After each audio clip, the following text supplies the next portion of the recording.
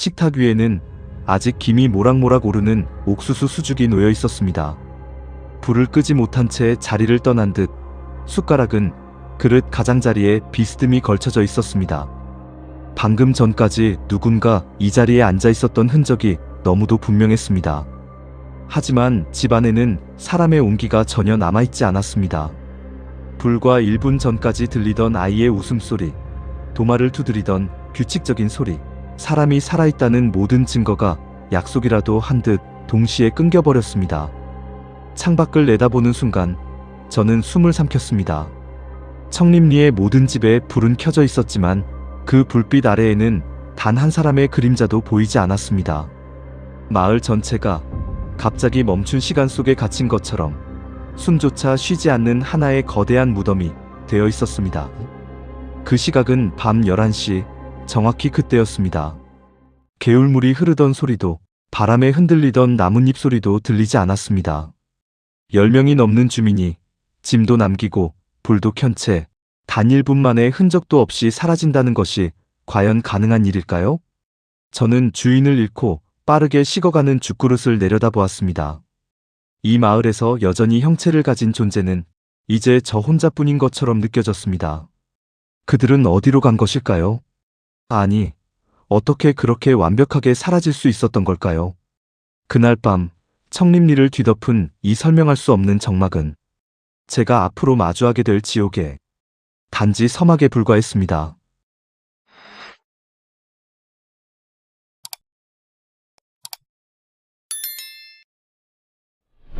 그곳은 함경북도 회령에서도 차로 5시간을 더 들어가야 하는 험준한 산간 오지였습니다.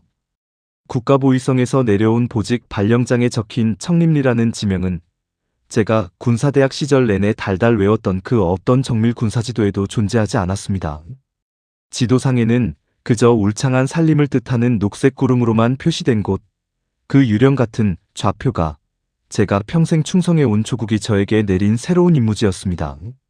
저를 태운 군용 트럭은 포장조차 되지 않은 험한 고갯길을 비틀거리며 올랐습니다. 창밖으로 보이는 풍경은 시간이 멈춘 듯 황량했고 가끔 마주치는 사람들은 하나같이 생기 없는 눈으로 먼지 날리는 트럭을 멍하니 바라볼 뿐이었습니다. 운전병은 마을 입구의 거대한 철문 앞에서 차를 세우더니 더 이상은 들어갈 수 없는 금지구역이라며 제 짐을 차가운 흙바닥 위로 내동댕이 쳤습니다. 먼지를 일으키며 빠르게 멀어지는 트럭의 뒷모습을 보며 저는 제가 특별히 선발된 것인지 아니면 국가로부터 버려진 것인지 가늠할 수 없는 묘한 불안감에 휩싸였습니다. 마을을 요새처럼 감싸고 있는 것은 일반적인 가시철 조망이 아니었습니다. 좋기 4m는 되어 보이는 매끄럽고 차가운 콘크리트 장벽이 마을 전체를 집어삼킬 듯 둘러치고 있었죠.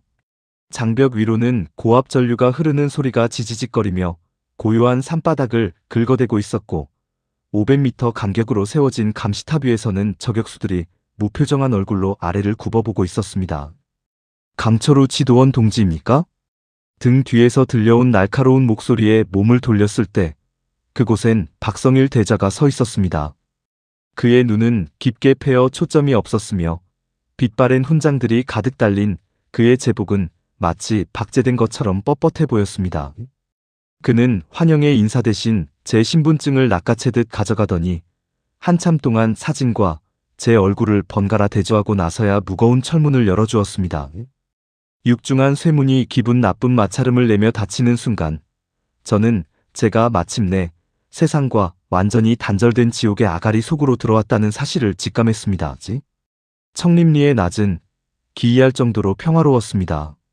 주민들은 뙤약볕 아래에서 묵묵히 밭을 갈았고 아이들은 소리 없이 좁은 골목을 뛰어다녔습니다. 하지만 보위부원으로서의 직감은 이 평화가 무언가 조작된 연극 같다는 경고를 계속해서 보내왔습니다. 가장 먼저 이상했던 것은 마을 어디에도 김일성 주석이나 김정일 장군님의 조남을 기린 영생탑이나 태양상이 보이지 않았다는 점입니다. 공화국 전체가 수령의 위대함을 찬양하는 거대한 성지인데 수령의 흔적이 완전히 지워진 마을이라니 이건 상식적으로 불가능한 배신이나 다름없는 풍경이 아닙니까? 저는 배정받은 숙소인 낡은 단층 집으로 들어갔습니다. 그곳은 제가 오기 직전 갑작스럽게 실종되었다는 전임자 최진혁 지도원이 머물던 공간이었습니다. 방 안에는 그의 땀 냄새와 오래된 종이 냄새가 여전히 배어 있었고 그가 사용하던 낡은 가구들은 주인을 잃은 채 덩그러니 놓여 있었습니다. 먼지가 자욱한 방 한 구석, 삐걱거리는 책상 서랍을 깊숙이 뒤지던 중 저는 손가락 한마디 크기의 아주 작은 유리병 하나를 발견했습니다. 유리병 안에는 정체를 알 수 없는 투명한 액체와 함께 아주 작은 금속 칩이 가라앉아 있었습니다. 그것은 일반적인 의료용 부품도 무전기의 부품도 아니었습니다. 그리고 책상 밑바닥, 테이프로 교묘하게 숨겨져 붙어있던 낡은 수첩 조각 하나, 거기엔 날카로운 펜촉으로 종이를 찢을 듯 짓눌러 쓴 절박한 문장이 단 한 줄 적혀 있었습니다. 여기는 사람이 사는 마을이 아니다. 우리는 국가의 이름으로 괴물을 사육하고 있다. 저는 그 문장을 읽는 순간 얼음 강물에 빠진 듯한 서늘한 전율이 온몸을 훑고 지나가는 것을 느꼈습니다. 최진혁은 대체 무엇을 보았기에 자신의 목숨을 건 기록을 이토록 은밀하게 남기고 증발하듯 사라진 걸까요? 창밖으로 보이는 주민들의 뒷모습이 낮게 깔리는 붉은 노을에 길게 늘어지고 있었습니다. 그들의 그림자는 마치 발이 땅에 닿지 않은 유령처럼 기괴하게 흐느적거리고 있었죠. 주민들은 서로 대화하지 않았습니다. 밭을 일구다가도 눈이 마주치면 약속이나 한 듯 고개를 숙이고 시선을 피했습니다. 누군가와 감정을 나누거나 미소를 짓는 일조차 금지된 것처럼 그들의 얼굴은 굳어버린 석고상 같았습니다. 마을 중앙의 공동식당에서는 매일 똑같은 무게의 옥수수밥과 소금국이 배급되었습니다. 사람들은 기계적으로 수저를 놀릴 뿐 누구 하나 음식에 대해 불평하거나 맛에 대해 논하지 않았습니다. 그것은 생존을 위한 식사가 아니라 마치 고장나지 않기 위해 연료를 주입받는 기계들의 의식처럼 보였습니다. 밤이 깊어질수록 청림리는 더욱 기괴한 침묵에 잠겼습니다. 산짐승의 울음소리조차 들리지 않는 이 인공적인 정막 속에서 저는 최진혁의 수첩 조각을 쥐고 밤새 잠을 이룰 수 없었습니다. 밖에서는 주기적으로 군합발 소리가 울려 퍼졌고 탐조등의 날카로운 빗줄기가 제 방 창문을 칼날처럼 가로질러 지나갔습니다. 제가 이곳에 온 진짜 이유는 무엇일까요? 아버지가 돌아가신 후 평양의 화려한 아파트를 배정받고 엘리트 코스만을 밟아온 저에게 왜 이런 오지의 유령 마을이 맡겨진 것입니까? 박성일 대자는 저를 지도원이라 부르면서도 왜 제가 마을 밖으로 나가는 것은 엄격히 금지하며 저의 일거수일투족을 감시하는 걸까요? 청림리에서의 첫날은 평범하다 못해 지루할 정도였습니다. 지도에도 없는 오지라기에 잔뜩 긴장했건만 제가 본 것은 그저 뙤약볕 아래 묵묵히 밭을 일구는 농민들과 낡은 한부뿐인 단층집들이었습니다.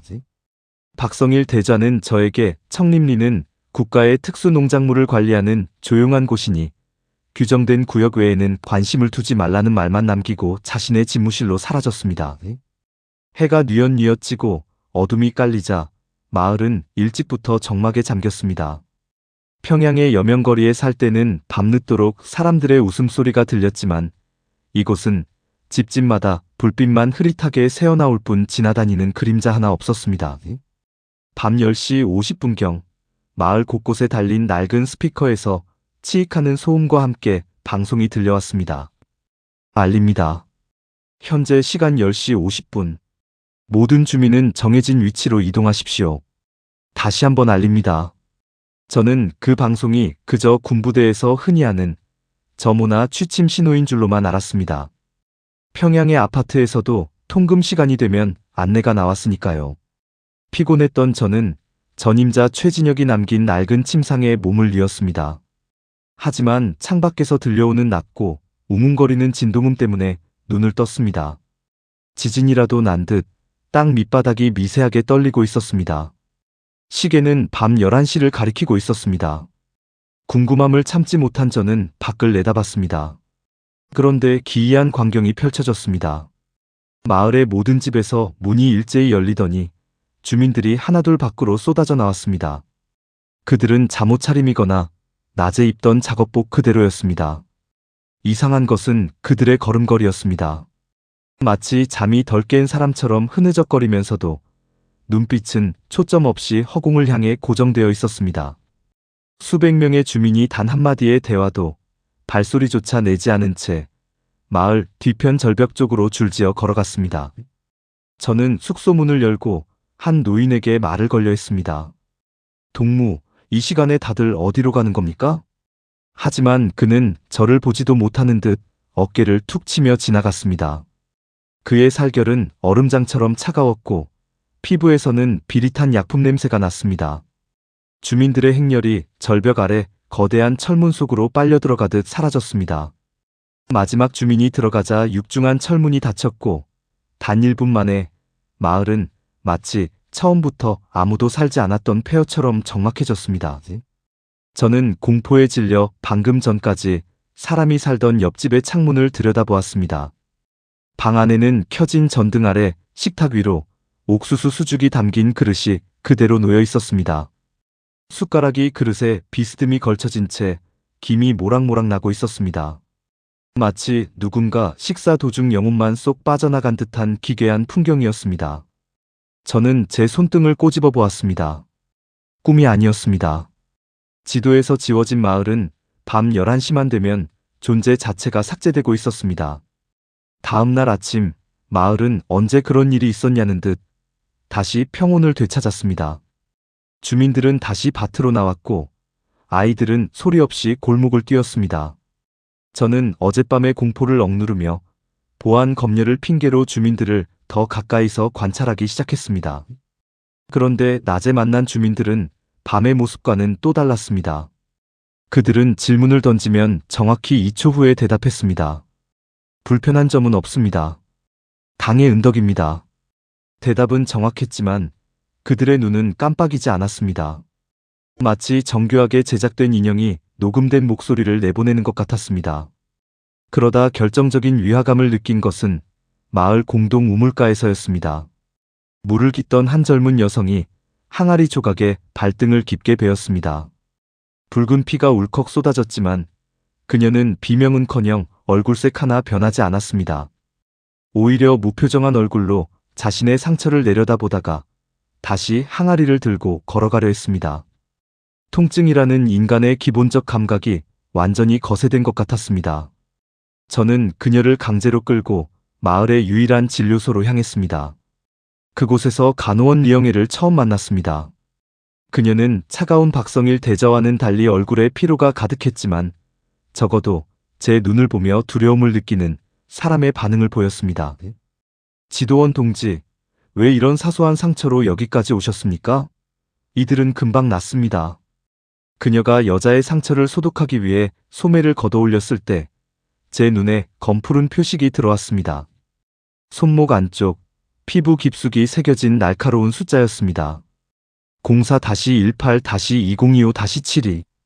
단순한 문신이 아니라 피부 밑에서 은근한 금속 광택이 느껴지는 기이한 낙인이었습니다. 이 숫자는 뭡니까? 어제 다른 노인의 손목에서도 비슷한 것을 봤습니다만 제 무릎에 영애의 손이 미세하게 떨렸습니다. 소독솜이 여자의 숫자를 문지르다 멈췄습니다. 그녀는 창밖의 감시탑을 힐끗 확인하더니 제가 겨우 들을 수 있을 정도의 낮은 목소리로 속삭였습니다. 지도원 동지, 제발 더는 묻지 마십시오. 저것은 이름이 아니라 유효기간입니다. 숫자가 끝나는 날 그들은 더 이상 집으로 돌아오지 못합니다. 유효기간이라니요. 사람이 물건도 아니고 어떻게 끝나는 날이 정해져 있단 말입니까? 영애는 서둘러 여자를 내보내고 저를 진료소 밖으로 밀어냈습니다. 숙소로 돌아온 저는 책상 서랍 안쪽에서 전임자 최진혁이 남긴 작은 유리병과 수첩 조각을 다시 꺼냈습니다. 유리병 속의 금속 칩이 차가운 달빛 아래 번뜩였습니다. 영애가 말한 유효기간, 그리고 밤 11시의 소멸. 이 모든 것이 저 칩과 관련이 있다는 확신이 들기 시작했습니다. 그때 박성일 대좌의 집무실 방향에서 낮은 무전 소리가 바람을 타고 들려왔습니다. 저는 본능적으로 벽에 귀를 댔습니다. 예, 평양입니다. 72번 실험체는 내일 새벽 폐기 예정입니다. 설계자의 아들이 의심을 품고 있으니 주시하겠습니다. 설계자의 아들. 10년 전 국가 기밀 유출 혐의로 자살했다던 제 아버지를 말하는 것입니까? 심장이 미친 듯이 요동치기 시작했습니다. 제가 이곳에 온 것은 우연이 아니었습니다. 저는 감시자가 아니라 이 거대한 실험의 마지막 조각으로 불려온 것이었습니다. 밤 10시 50분. 스피커에서 다시 방송이 울려 퍼졌습니다. 정해진 위치로 이동하십시오. 저는 이번에 도망치지 않기로 했습니다. 영애가 몰래 제 주머니에 넣어준 알약 하나를 입에 털어 넣었습니다. 그것이 정신을 유지해줄 유일한 방패임을 믿으며 저는 유령처럼 걷는 주민들의 대열 끝에 조용히 몸을 섞었습니다. 그들이 사라지는 절벽 아래 그 어두운 아가리 속으로 저 역시 첫 발을 내디뎠습니다. 발밑에서 느껴지는 지면의 진동이 점점 거세지고 있었습니다. 간호원 리영애가 제 주머니에 몰래 찔러 넣어준 그 차단제 덕분인지 제 정신은 유령처럼 걷는 주민들 사이에서도 날카롭게 깨어 있었습니다. 한 걸음씩 절벽 아래 그 어두운 아가리 속으로 발을 내디딜 때마다 발밑에서 전해지는 지면의 진동은 단순한 기계 장치의 작동음이 아니라 거대한 짐승이 숨을 쉬는 소리처럼 들렸습니다. 철문 안쪽의 공기는 지상의 그것과는 완전히 달랐습니다. 비릿한 피 냄새와 코를 찌르는 강한 소독약 냄새가 뒤섞인 채 정체 모를 열기를 뿜어내고 있었죠. 주민들은 마치 컨베이어 벨트 위에 놓인 부품들처럼 익숙하게 지정된 위치로 흩어졌습니다. 저는 그들의 움직임을 거스르지 않기 위해 필사적으로 무표정을 유지하며 시설 외곽의 어두운 그림자 속으로 몸을 숨겼습니다. 시설의 규모는 상상을 초월했습니다.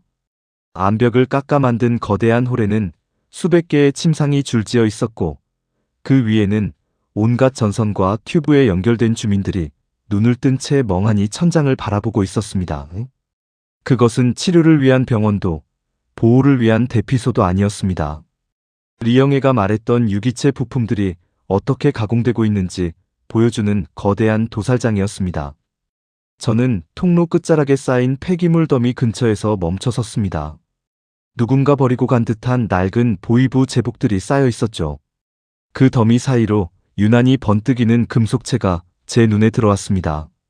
조심스럽게 손을 뻗어 그것을 집어 올렸을 때 제 손끝으로 차가운 공포가 타고 올라왔습니다. 그것은 알 한쪽이 완전히 박살난 은퇴 안경이었습니다.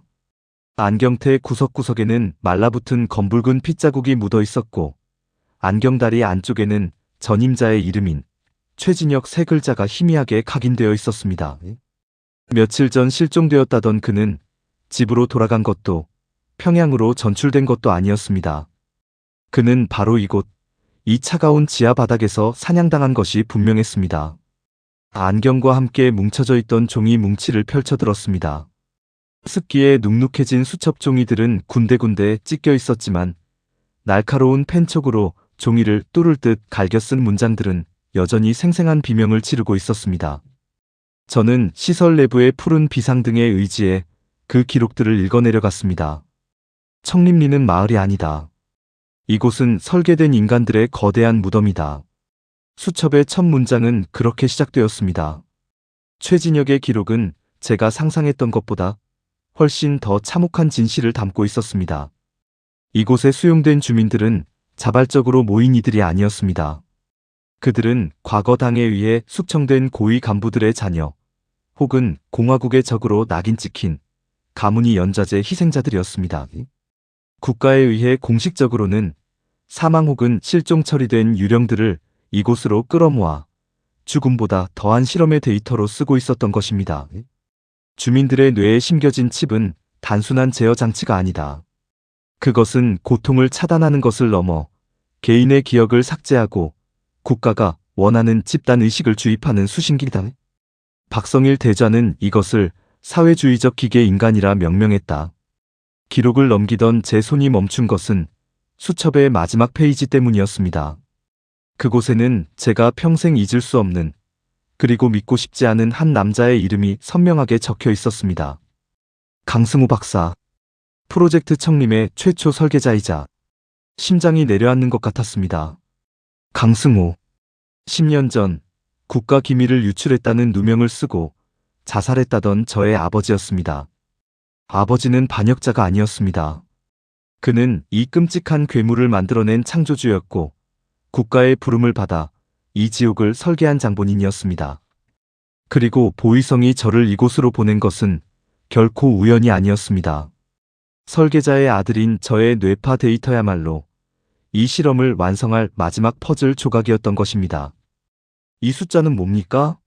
어제 다른 노인의 손목에서도 비슷한 것을 봤습니다만 제 머릿속에서 아까 리영애가 했던 말이 맴돌았습니다. 숫자가 끝나는 날 그들은 더 이상 집으로 돌아오지 못한다. 그것은 폐기였습니다. 실험체로서의 가치가 다한 육체들을 흔적도 없이 지워버리는 과정. 제 아버지가 설계한 이 시스템은 자신의 아들조차 폐기물로 처리할 준비를 마친 상태였습니다. 갑자기 시설 복도 저편에서 육중한 군화 소리가 들려왔습니다. 여러 명의 무장병사들이 이쪽을 향해 다가오고 있었죠. 저는 핏자국이 선명한 안경과 찢어진 수첩을 품 안에 깊숙이 밀어넣었습니다. 손바닥에 땀이 배어 수첩이 미끄러졌지만 필사적으로 움켜쥐었습니다. 강지도원 동지, 그 수첩을 당장 버리십시오. 이미 늦었습니다. 어둠 속에서 들려온 낮은 목소리에 몸을 떨었습니다. 목소리의 주인공은 간호원 영애가 아니었습니다. 마을에서 미치광이 취급을 받던 최고령자, 최노인이었습니다. 그는 평소에 넉나간 표정이 아닌 서늘할 정도로 또렷한 눈빛으로 저를 내려다보고 있었습니다. 영애는 이미 지하 고문실로 끌려갔소. 당신이 수첩을 찾을 수 있게 시간을 벌어준 거요. 박대좌가 당신이 전임자의 유품을 만졌다는 걸 알고 있어. 최노인은 제 손목을 강하게 쥐었습니다. 그의 손은 뼈마디가 도드라져 있었고 얼음처럼 차가웠습니다. 지금 이 순간부터 동지는 지도원이 아니오. 도망쳐야 할 사냥감이지.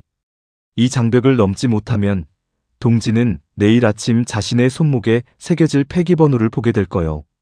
저는 안개 속에 갇힌 유령들 사이로 최노인을 따라 달리기 시작했습니다. 아버지가 만든 지옥, 그리고 제가 지켜온 거짓된 공화국. 이제 저는 선택해야 했습니다. 이 비인간적인 침묵에 동조하며 숫자로 살다 죽을 것인가, 아니면 이 끔찍한 진실을 세상 밖으로 끌고 나가 사선을 넘을 것인가. 멀리서 마을 전체를 감싸는 콘크리트 장벽의 비상 사이렌이 밤하늘을 찢으며 울리기 시작했습니다. 11시에 증발이 끝난 뒤 이제는 한 인간의 목숨을 건 처절한 추격전이 시작되고 있었습니다. 최노인의 손은 마른 장작 같았지만 나를 이끄는 힘은 완강했습니다. 들어온 공기는 지상의 그것보다 훨씬 무겁고 비릿했습니다. 우리는 사이렌 소리가 고막을 찢는 지하시설의 비상 통로를 빠져나와 마을 뒤편의 험준한 바위산 그림자 속으로 몸을 숨겼습니다. 폐부 깊숙이 차가운 밤 공기가 들어오자 비로소 내가 살아있다는 실감이 났지만 가슴 안쪽에 품은 최진혁의 피 묻은 안경과 수첩은 여전히 납덩이처럼 무거웠습니다. 영애, 리영의 간호원을 그냥 두고 갈 수는 없습니다. 제 말에 최노인은 걸음을 멈추고 저를 돌아봤습니다. 그의 눈빛은 달빛을 받아 서늘하게 빛나고 있었습니다. 영애는 이미 박대좌의 소나귀에 있어. 지금 동지가 돌아가는 건 사냥개 아가리에 스스로 머리를 집어넣는 격이지. 하지만 그녀는 저를 돕다가 잡혔습니다. 제 아버지가 설계한 이 지옥에서 누군가는 구해야 합니다. 그게 제가 할 수 있는 최소한의 속죄입니다. 최노인은 한참 동안 저를 응시했습니다. 마치 제 결심이 진심인지 아니면 공화국이 보낸 또 다른 연극인지 가늠하는 것 같았습니다. 이윽고 그는 품 안에서 낡은 열쇠 꾸러미 하나를 꺼내 제 손에 쥐어주었습니다. 박대좌의 집무실 지하에 특별 감금실이 있어. 설계자의 아들이라면 그곳의 구조를 본능적으로 알 것이오. 하지만 명심하시오, 강지도원. 그곳엔 영예뿐만 아니라 동지가 감당하지 못할 진실이 기다리고 있을지도 모르오. 저는 노인을 뒤로하고 다시 마을 중심부로 향했습니다. 사이렌은 멈췄지만 마을 전체를 감싸는 긴장감은 더욱 팽팽해졌습니다. 보위부원들이 탐조등을 켜고 가가오 수색을 시작하려는 찰나 저는 박성일 대좌의 집무실 뒷담을 넘었습니다. 집무실 안은 기묘하게 고요했습니다. 책상 위에 놓인 녹색 스탠드만이 희미한 불빛을 내뿜고 있었죠. 저는 노인이 말한 지하 통로를 찾기 위해 벽면을 더듬었습니다. 서가 뒤편 아버지가 즐겨 읽던 구소련의 물리학 서적들이 꽂힌 위치를 수학적 좌표로 계산해 밀어내자 육중한 서가가 소리 없이 옆으로 밀려나며 어두운 계단이 나타났습니다. 계단을 따라 내려가자 차가운 콘크리트 벽면을 타고 낮은 비명소리가 들려왔습니다. 영애였습니다. 그녀는 의자에 묶인 채 정신을 잃어가고 있었습니다. 제가 그녀의 결박을 풀려던 순간 등 뒤에서 차가운 금속의 감촉이 느껴졌습니다. 권총 총구였습니다. 설계자의 아들답군. 이 비밀 통로를 단번에 찾아내다니. 박성일 대좌였습니다. 그는 이미 제가 올 것을 알고 있었다는 듯 여유로운 표정으로 담배를 꺼내 물었습니다. 박 대좌, 이 끔찍한 짓을 당장 멈추십시오. 주민들은 인민입니다. 실험 재료가 아니란 말입니다. 제 외침에 박성일은 차갑게 비웃었습니다. 그는 책상 위에서 낡은 가죽 일지 한 권을 집어 저에게 던졌습니다. 인민? 아니, 그들은 폐기된 역사요. 그리고 이 지옥을 가장 먼저 축복한 건 바로 동지의 아버지, 강승우 박사였지. 자, 읽어보시오. 아버지가 마지막까지 무엇을 갈구했는지. 떨리는 손으로 일지를 펼쳤습니다. 그것은 아버지가 자살하기 직전까지 기록한 마지막 연구일지였습니다. 일지 속 내용은 최진혁의 수첩보다 훨씬 더 잔인했습니다. 아버지는 단순히 명령에 따른 것이 아니었습니다. 그는 인간의 의지를 완전히 통제함으로써 반란도, 고통도 없는 완벽한 사회주의의 유토피아를 꿈꿨던 광기 어린 천재였습니다. 인간의 뇌는 국가라는 거대한 기계의 부품이어야 한다. 자아는 불필요한 노이즈일 뿐이다. 나는 내 아들 철호의 뇌파를 통해 이 실험의 최종 단계, 즉 완전한 복종을 완성할 것이다. 글씨체는 분명 아버지의 것이었습니다. 제가 기억하던 인자한 아버지는 어디에도 없었습니다. 박성일은 제 곁으로 다가와 속삭였습니다. 강지도원, 아니 철호 동지. 동지는 이제 선택해야 하오. 아버지의 유지를 이어받아 이 위대한 실험을 완성하고 공화국의 영웅이 될 것인가? 아니면 저 계집과 함께 흔적도 없이 폐기될 것인가? 저는 영애를 바라봤습니다. 그녀의 손목에도 이제 막 새겨진 듯한 붉은 번호가 보였습니다. 그리고 제 손목을 내려다봤습니다. 아까부터 느껴지던 통증의 원인이 선명하게 드러났습니다.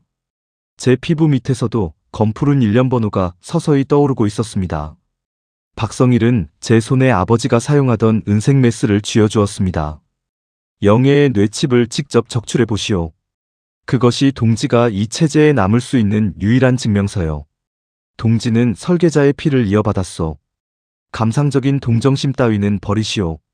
저는 메스를 꽉 쥐었습니다. 손바닥이 축축하게 젖어왔습니다. 박성일의 눈은 확신에 차 있었고 영애의 눈은 절망으로 가득했습니다. 하지만 저는 메스를 쥔 손을 천천히 들어 올렸습니다. 박성일의 얼굴에 만족스러운 미소가 번지려는 찰나 저는 메스의 방향을 제 손목으로 돌렸습니다. 저는 아버지의 길을 가지 않겠습니다. 그리고 당신들이 만든 이 가짜 조국에도 남지 않겠습니다. 저는 제 손목에 새겨진 번호를 메스로 깊게 그어버렸습니다. 선혈이 바닥으로 뚝뚝 떨어졌습니다. 고통이 뇌를 찔렀지만 그 덕분에 칩이 보내는 가짜 신호가 끊기는 느낌이 들었습니다. 박성일의 얼굴이 분노로 일그러졌습니다. 그가 방아쇠를 당기려는 순간 지하시설 전체가 거대한 진동과 함께 흔들리기 시작했습니다. 최 노인이 밖에서 무언가 조치를 취한 것이 분명했습니다.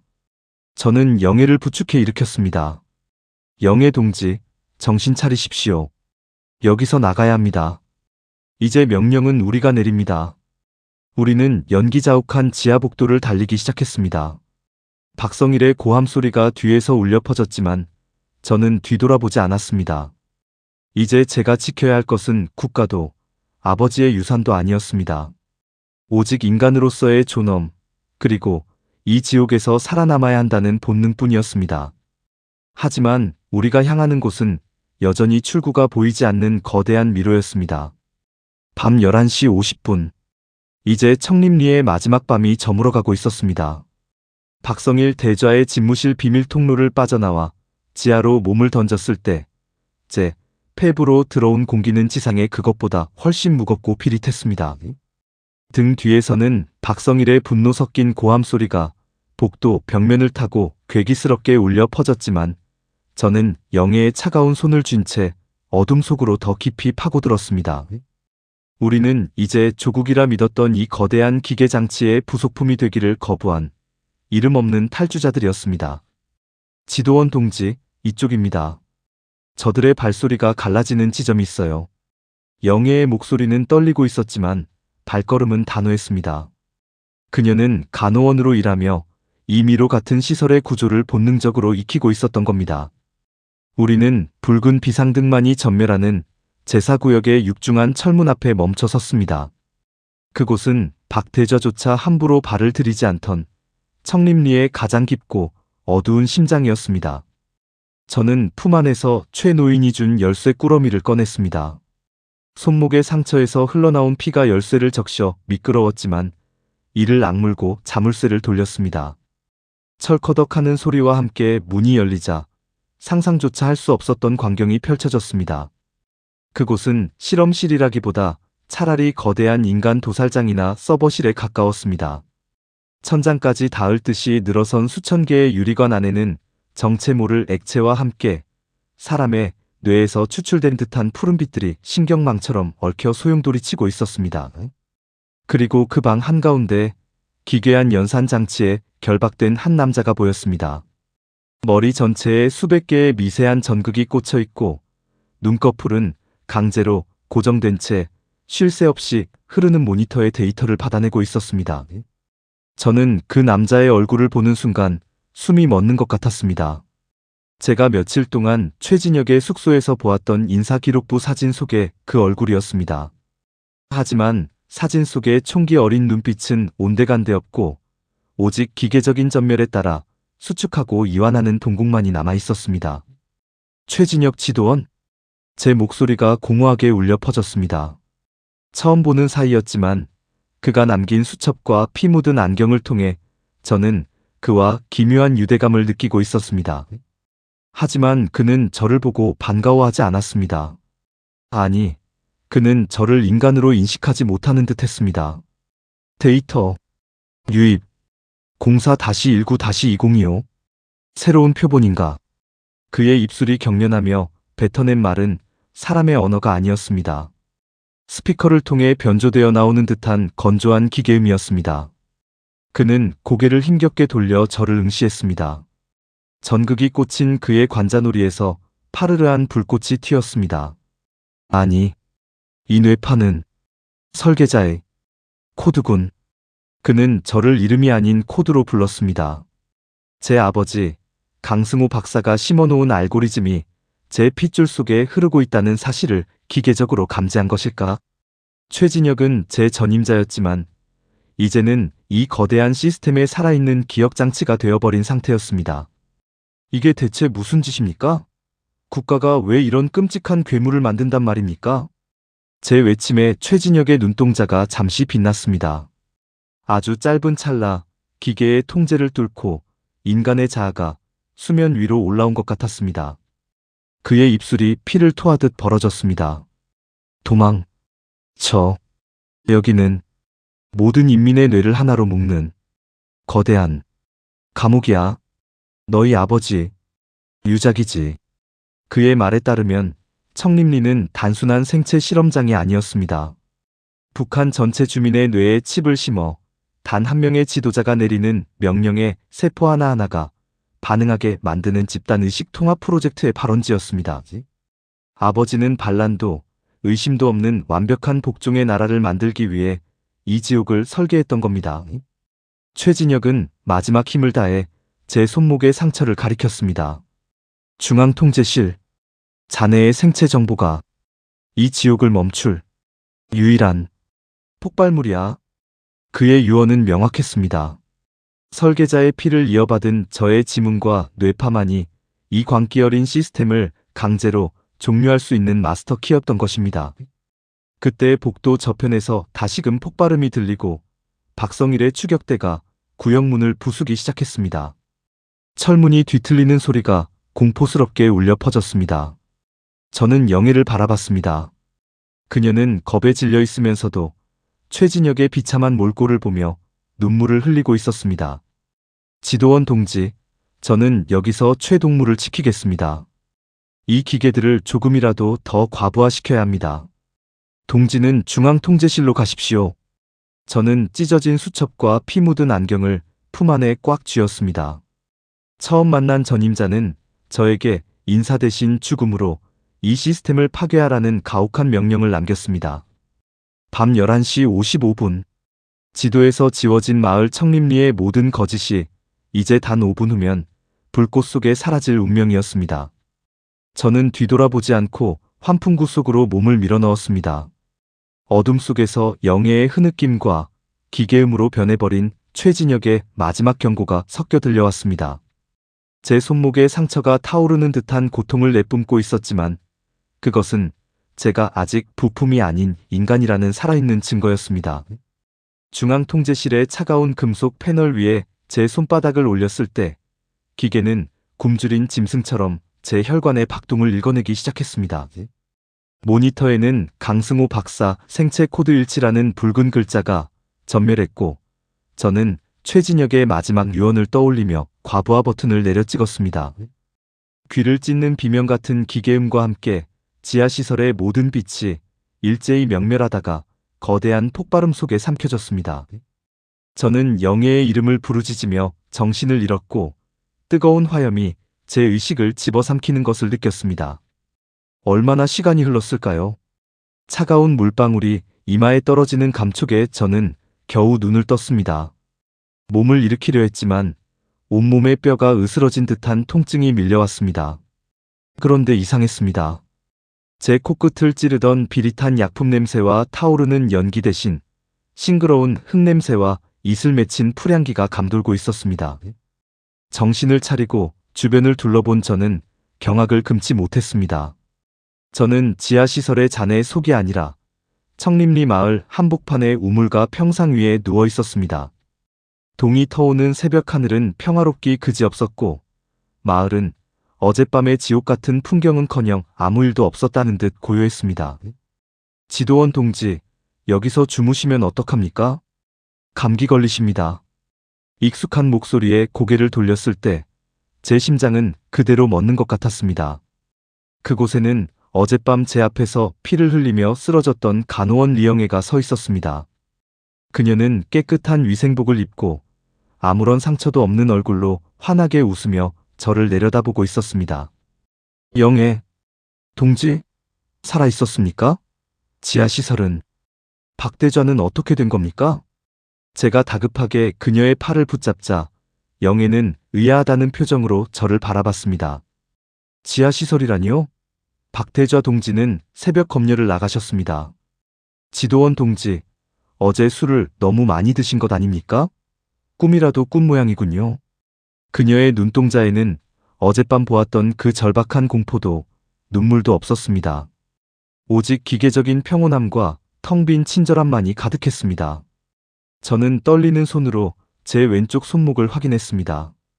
분명 메스로 깊게 그어버렸던 상처가 있어야 할 자리에는 흉터 하나 없이 매끄러운 살결 위에 검푸른 일련 번호만이 선명하게 박혀 있었습니다. 04-19-2025-01 제 번호였습니다. 실험체가 아닌 지도원이었던 저의 손목에 어느새 폐기 순서가 새겨져 있었습니다. 저는 비명을 지르며 우물가에서 도망쳐 제 숙소로 달렸습니다. 도중에 마주친 주민들은 평소와 다름없이 저에게 고개를 숙여 인사했습니다. 그들의 손목에는 어제와 똑같은 번호들이 새겨져 있었고 그들은 마치 프로그래밍된 인형처럼 일정한 속도로 길을 쓸고 있었습니다. 숙소에 도착해 문을 잠그고 서랍을 열었습니다. 최진혁의 피 묻은 안경과 찢어진 수첩을 확인해야 했습니다. 하지만 서랍 안은 깨끗했습니다. 유리병도 금속 칩도 피 묻은 유품들도 흔적조차 남지 않고 사라져 있었습니다. 마치 이 마을 전체가 제 기억을 비웃기라도 하듯 조직적으로 증거를 인멸한 것 같았습니다.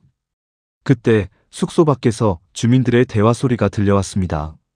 오늘 아침 식사는 옥수수밥이라더군. 장군님의 은덕이지. 그렇고 말고 우리 청림리만큼 살기 좋은 곳이 어디 있겠나? 그들의 대화는 너무나 자연스러웠고 너무나 인위적이었습니다. 저는 문득 깨달았습니다. 제가 파괴했다고 믿었던 지하시설은 실제의 건물이 아니라 어쩌면 이 마을 전체의 의식을 지배하는 가상공간이었을지도 모른다는 사실을요.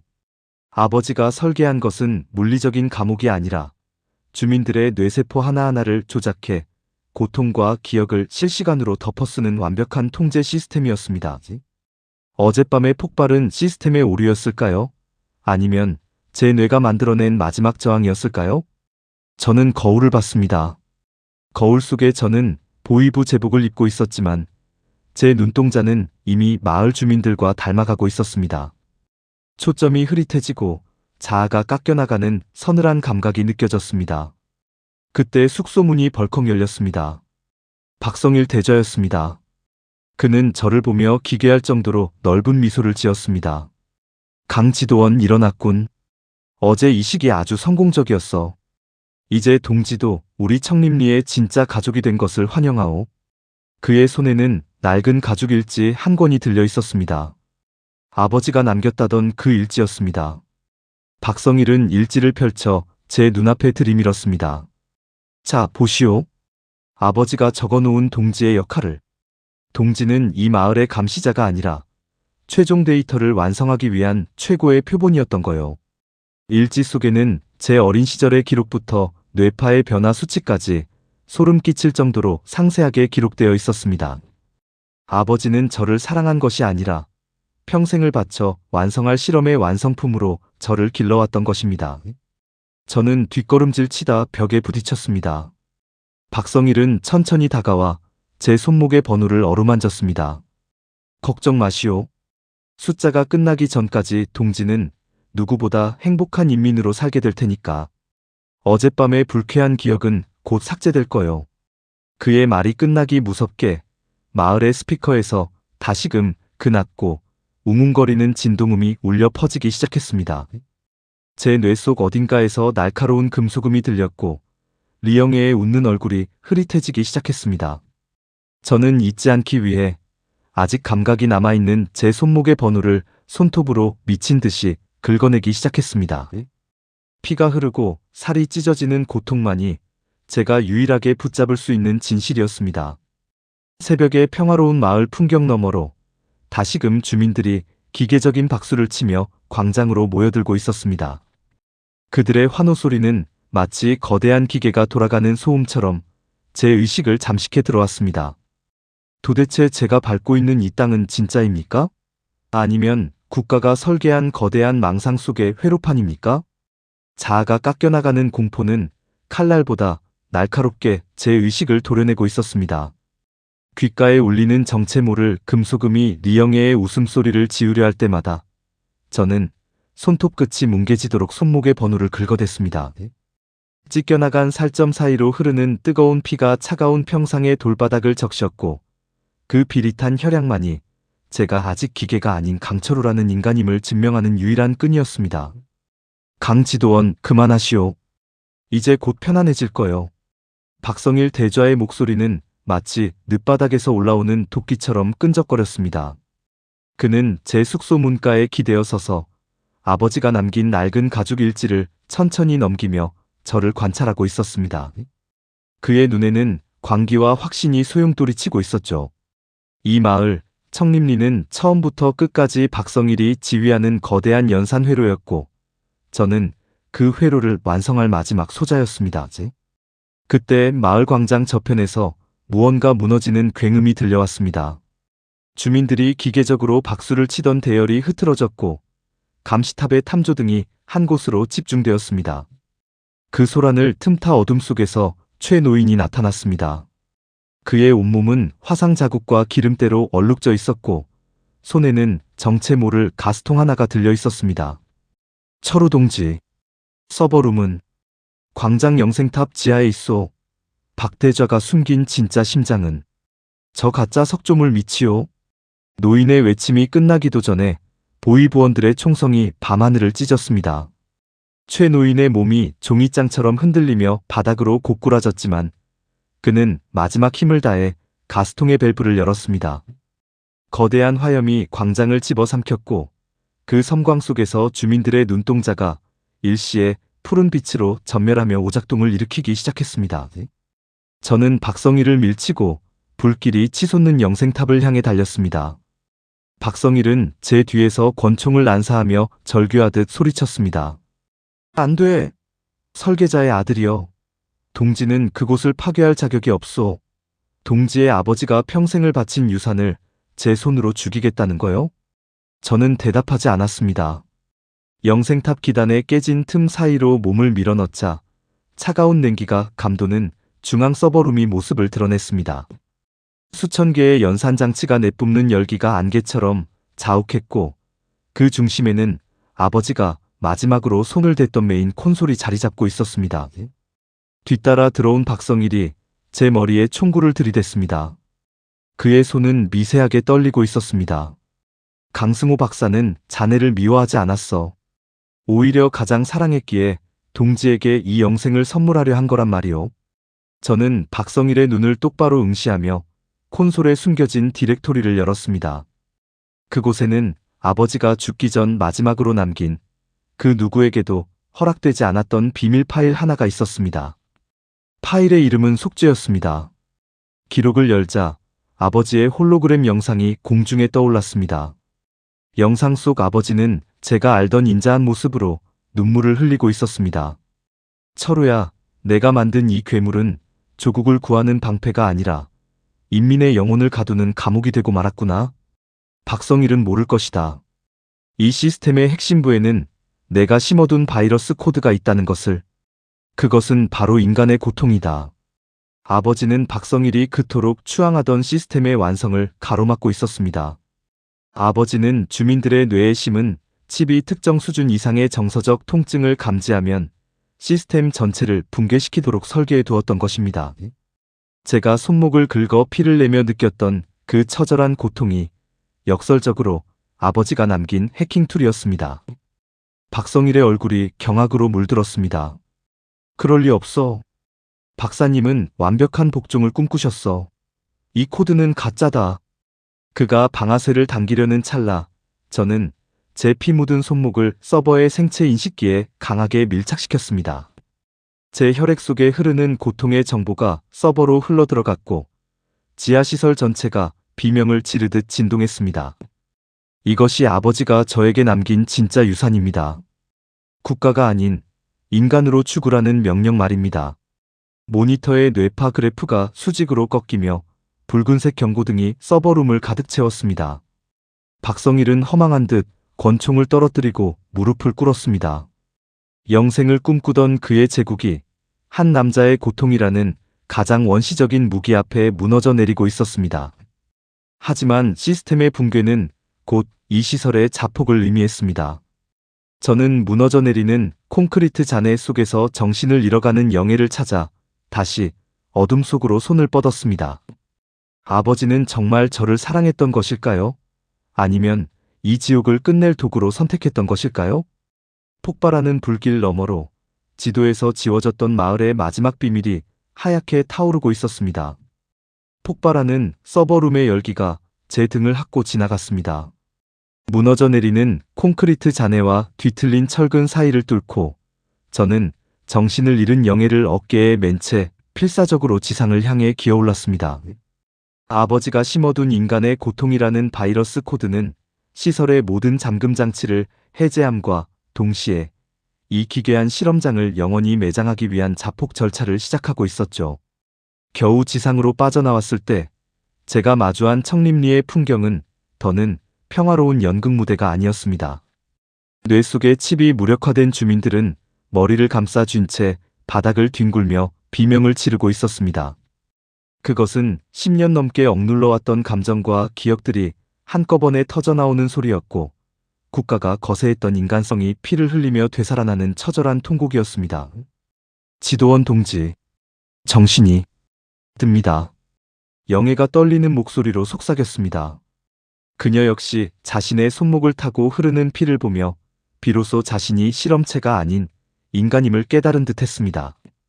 하지만 안도할 틈은 없었습니다. 마을을 둘러싼 콘크리트 장벽 너머에서 보위부의 대규모 진압부대가 다가오는 소리가 들려왔기 때문입니다. 저는 주민들을 대피시키려 장벽 근처의 비밀 배수구 쪽으로 향했습니다. 그런데 그곳에서 제 발걸음을 멈추게 한 것은 진흙 속에 반쯤 파묻힌 낡은 금속 인식표 하나였습니다. 떨리는 손으로 흙을 닦아내자 그곳엔 제 아버지의 이름 강승우와 함께 심연구역 01이라는 글자가 새겨져 있었습니다. 심장이 터질 듯이 요동쳤습니다. 아버지는 10년 전 자살한 것이 아니었습니다. 그는 자신이 만든 이 지옥의 가장 깊은 곳, 박성일조차 접근할 수 없었던 최하층 실험실의 산채로 매장되어 있었던 것입니다. 영애 동지, 먼저 가십시오. 저는 아버지를 찾아야 합니다. 안 됩니다. 거기는 이미 무너지고 있어요. 영애의 만류를 뿌리치고 저는 다시금 검은 연기가 뿜어져 나오는 지하 통로로 몸을 던졌습니다. 계단은 이미 파손되어 있었고 천장에서는 거대한 바위들이 쉴 새 없이 떨어졌습니다. 하지만 제 핏줄 속에 흐르는 설계자의 본능이 저를 심연구역으로 이끌었습니다. 지하 10층, 빛조차 닿지 않는 그곳의 문을 부수고 들어갔을 때 저는 그만 자리에 주저앉고 말았습니다. 수백 개의 유리관 안에는 주민들보다 훨씬 더 기괴하게 변형된 인간들이 가득했습니다. 그들은 사회주의적 기계 인간의 프로토타입들이었고 그 중심에는 머리가 반쯤 기계로 대체된 채 휠체어에 앉아있는 한 노인이 있었습니다. 철우냐? 그것은 사람의 목소리라기보다 녹슨 금속이 맞부딪히는 소리에 가까웠습니다. 하지만 저는 단번에 알 수 있었습니다. 그 노인이 바로 제 아버지, 강승우 박사라는 사실을요. 아버지는 국가에 의해 죽은 것으로 처리된 뒤 자신이 만든 시스템의 완성도를 높이기 위한 최종 실험체로 10년간 사육당해왔던 것입니다. 저는 아버지에게 달려가 결박을 풀려 했습니다. 하지만 아버지는 제 손을 거칠게 밀어냈습니다. 늦었다. 철우야. 나는 이미 이 기계의 일부가 되어버렸어. 내가 살아있는 한 박성일의 망상은 멈추지 않을 거다. 아버지의 눈에서 기름 섞인 눈물이 흘러내렸습니다. 그는 자신의 가슴에 연결된 메인 케이블을 가리켰습니다. 이걸 끊어라. 그리고 영애와 주민들을 데리고 사선을 넘어라. 지도에는 없지만 산줄기를 따라 동쪽으로 4000m를 가면 비무장지대가 나온다. 그곳이 네가 살 수 있는 유일한 통로다. 저는 울부짖었습니다.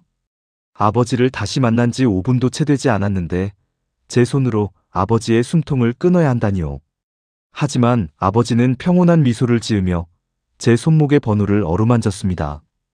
이 번호는 폐기 순서가 아니라 내가 너를 다시 찾기 위해 심어둔 사랑의 암호였다. 이제 그 암호를 지우고 자유로운 인간으로 살아가거라. 저는 눈을 감고 아버지가 말한 케이블을 단숨에 뽑아버렸습니다. 전기가 끊기며 아버지는 고개를 떨구었고 지하시설의 마지막 조명마저 완전히 꺼졌습니다. 저는 어둠 속에서 아버지의 차가워진 손을 마지막으로 잡고 일어섰습니다. 이제 슬퍼할 시간도 없었습니다. 등 뒤에서는 무너져 내리는 심연의 굉음이 들려왔고 지상에서는 주민들의 비명이 여전히 밤하늘을 찢고 있었습니다. 저는 품 안에 최진혁의 안경과 아버지의 인식표를 챙겨놓고 다시 지상을 향해 달렸습니다. 지옥 같은 지하의 비명을 뒤로한 채 저는 이제 사람이 아닌 숫자로 취급받던 이들을 이끌고 지도에 없는 길을 만들어야 했습니다. 밤 12시 20분. 청림리의 마지막 불꽃이 꺼지고 진정한 탈출의 시간이 시작되고 있었습니다. 지하 10층. 아버지가 남긴 마지막 온기를 뒤로한 채 저는 다시 지상으로 기어 올라왔습니다. 무너져 내리는 콘크리트 잔해 사이로 비치는 달빛은 여전히 차가웠지만 그 아래에서 비명을 지르던 주민들의 소리는 어느덧 잦아들어 있었습니다. 뇌 속에 칩이 무력화된 주민들은 넋이 나간 표정으로 광장에 주저앉아 있었고 영애와 살아남은 주민 10명이 피 묻은 옷을 움켜쥔 채 저를 기다리고 있었습니다. 지도원 동지, 이 사람들도 함께 가야 합니다. 이대로 두면 모두 폐기될 겁니다. 영애의 절박한 목소리에 저는 고개를 끄덕였습니다. 저는 살아남은 주민 10명의 손을 하나하나 맞잡으며 일깨웠습니다. 비록 눈동자는 여전히 흐릿했지만 그들의 손바닥에서는 미세한 떨림, 즉 살고 싶다는 인간의 본능이 전해지고 있었습니다. 저는 아버지가 마지막으로 일러준 길을 향해 앞장섰습니다. 지도상에는 험준한 산맥으로만 표시되어 그 누구도 발을 들이지 않았던, 그러나 아버지가 탈출을 위해 수십 년간 몰래 닦아온 심연의 통로가 비무장지대와 연결되어 있었습니다. 우리는 영애와 주민 10명과 함께 칠흑 같은 어둠 속으로 발을 내디뎠습니다. 등 뒤에서는 청림리를 집어삼키는 거대한 폭발음과 함께 붉은 화염이 밤하늘을 찌르고 있었습니다. 제가 평생 충성해온 조국과 아버지가 평생을 바친 지옥이 한꺼번에 불타오르는 광경이었습니다. 산길은 험준했습니다. 무릎까지 차오르는 눈을 헤치고 날카로운 가시덤불이 살점을 파고들었지만 주민들은 단 한 명의 낙오자도 없이 묵묵히 제 뒤를 따랐습니다. 10년간 감각을 거세당했던 그들이었기에 오히려 지치지 않는 기계적인 인내심으로 사선을 버텨내고 있었던 겁니다. 제 손목의 번호는 피로 얼룩져 흐릿해졌지만 그 밑에서 느껴지는 맥박은 이전보다 훨씬 강하게 요동치고 있었습니다. 거기 멈춰라. 반역자 강철우. 절벽 능선 위에서 박성일 대좌의 갈라진 목소리가 들려왔습니다. 그는 무너진 시설에서 간신히 살아남았는지 한쪽 팔을 힘없이 늘어뜨린 채 소총을 겨누고 있었습니다. 그의 뒤로 보위부의 진압부대가 탐조등을 켜고 우리를 에워싸기 시작했습니다. 설계자의 아들이여, 동지가 갈 곳은 없다. 저 앞은 수백만 개의 지뢰가 매설된 죽음의 땅이다. 박성일의 외침에 주민들이 동요하기 시작했습니다. 하지만 저는 품 안에서 아버지의 인식표를 꺼내 높이 들었습니다. 우리는 더 이상 당신의 실험체가 아니오. 지뢰보다 무서운 건 당신들이 만든 이 침묵의 감옥이란 말이오. 제가 첫 발을 비무장지대 안으로 내딛는 순간 보위부의 총성이 빗발쳤습니다. 탕, 탕. 총알이 발치해서 흙먼지를 일으켰습니다.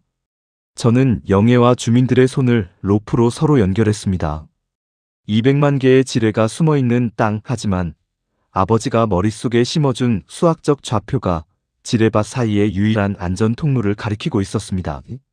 기어가듯 혹은 서로를 부축하며 우리는 4km의 사선을 통과했습니다. 발밑에서 들려오는 금속성 진동음이 지뢰인지 아니면 제 뇌 속에 남은 칩의 잔향인지 알 수 없었지만 주민 10명은 서로의 숨소리에 의지하며 단 한 명도 뒤처지지 않았습니다. 새벽 4시 안개가 자욱한 평원에 도착했을 때 멀리서 하얀 선이 보였습니다. 군사분계선이었습니다. 뒤를 돌아보자 박성일의 부대는 더 이상 따라오지 못하고 철조망 너머에서 증오 섞인 탐조등만 비추고 있었습니다. 우리는 마지막 힘을 다해 그 선을 넘었습니다. 지도원 동지, 우리 정말 다 같이 살았습니까? 남한 군인들에게 발견되어 병원으로 이송되는 차 안에서 영애가 주민들의 손을 꼭 잡으며 울음을 터뜨렸습니다. 저 역시 떨리는 손으로 나만의 흙을 한 움큼 쥐었습니다. 차갑고 축축한 흙이었지만 그 안에는 억압되지 않은 자유의 냄새가 배어 있었습니다. 지금 저는 서울의 한 안가에서 이 증언을 기록하고 있습니다. 저와 함께 사선을 넘은 영애와 주민 10명은 모두 무사합니다. 국정원 조사관들은 우리 일행이 겪은 집단 기억의 공백과 기이한 신체 반응에 경악을 금치 못하고 있습니다. 청림리라는 마을은 여전히 지도에 나오지 않지만 저와 함께 정착한 11명의 생존자는 그 존재 자체가 지울 수 없는 증거입니다. 함께 탈북한 주민들은 이제 나만의 평범한 시민으로 섞여 살아가고 있습니다. 비록 청림리에서의 참혹한 기억은 시스템 파괴와 함께 대부분 사라졌지만 그들은 밤 11시만 되면 약속이라도 한 듯 가슴 한구석이 서늘해지는 감각을 공유한다고 말합니다. 박성일은 죽었을까요? 아니면 그 지옥의 잔해 속에서 다시금 새로운 실험을 준비하고 있을까요? 저는 오늘도 제 손목을 만져봅니다. 번호는 지워졌지만 흉터는 여전히 남아있습니다. 이것이 제가 살아있다는 증거인지 아니면 여전히 보이지 않는 네트워크 속에 갇혀있다는 낙인인지 저는 끝내 확신하지 못하겠습니다. 지도에서 지워진 북한 마을의 진실은 이제 우리 12명의 침묵 속에 봉인되었습니다. 하지만 기억하십시오. 당신이 평범하게 밥을 먹고 잠드는 이 시각에도 누군가는 자신의 존재가 삭제된 채 번호로 불리며 사선을 넘을 기회를 엿보고 있을지도 모른다는 사실을요.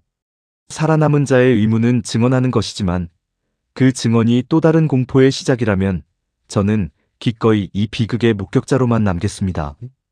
이것이 제가 마주한 그리고 우리가 함께 가져온 마지막 진실입니다.